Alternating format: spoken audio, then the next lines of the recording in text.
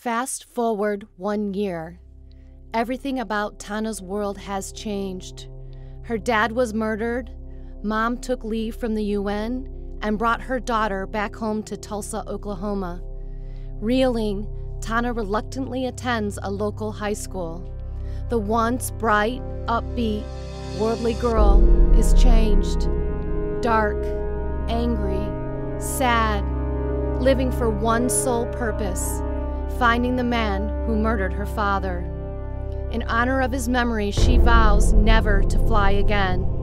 That is, until she meets the son of a legendary fighter pilot, Trigger Flow, whose sun god looks and surfer smile coerces her back into the air.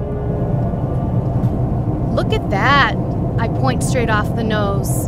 The fluorescent glow weaves and bends, wafting like a curtain blown by a giant fan. Billowing, the sheer shimmers, reflecting neon green, evanescent lights. The Aurora Borealis? Trigger refreshes the radar picture. Spectacular.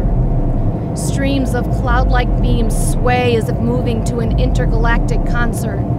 The ribbon weaves, bends, and knits itself into a solid blanket of light. The opaque curtain grows. Its veil erases the stars as our airplane coasts into a faceted spectrum of magnificent colored lights. A wind gust rips, rocking the slick plane side to side. The flight controls dance. Our plane rolls like a dinghy in rough waters. Then, suddenly, it drops. Trigger chases the stick, and just as he collars the yoke, a loud squelchy sound buzzes and the instrument lights flash. The panel goes black.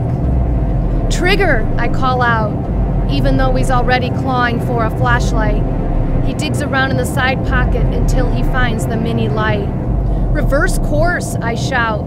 Trigger aggressively banks 180 degrees. He wedges the flashlight between his teeth, shining the beam at the GPS screen. Fortunately, the Riverside Airport ID, RVS, is still set, and when he presses the Direct To button, a straight line track back to the airfield appears. With his finger over the confirm prompt, an intense wind shear lifts the light plane 300 feet, and before I know what has happened, a hearty downdraft thrusts us back towards the ground. The G-force from the fall sends Trigger's flashlight plummeting to the floor. Again, the cockpit is black. Flying in the blind, the airplane continues to shake, front, back, side to side, wavering like a sail torn from its mast. Any attempt to grab the stick fails. Even if I catch it for a second, the turbulence lashes so intensely that the yoke slips from my hands. Trigger does the same, without success. So I do the only thing I can: plead for the winds to subside. "Please," I beg the universe, aware that given my last stunt, how ridiculous this request must sound.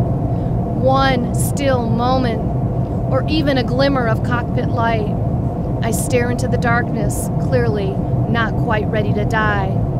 A massive air pocket answers and thrusts the fuselage further down.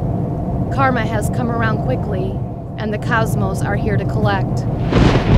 When I suspect the wings can take no more force and are about to rip from their struts, a thick bolt of lightning flashes and brightens the windscreen. A glint of hope? I release a short sigh of relief, although premature. A moment later, a thunderous wave strikes and flips our airplane upside down.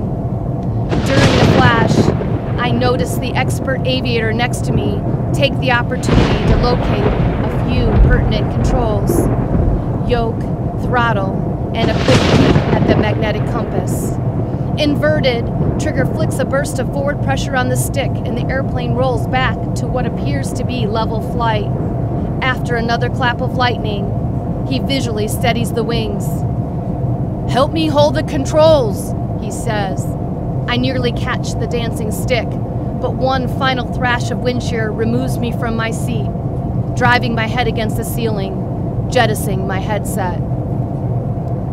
I watch as Trigger head slaps the side window, bounces the ceiling, bounces from the ceiling, and smacks the dash. His chin rests lifeless on his chest. My vision blurs. Eyelids weigh heavy. Everything goes dark.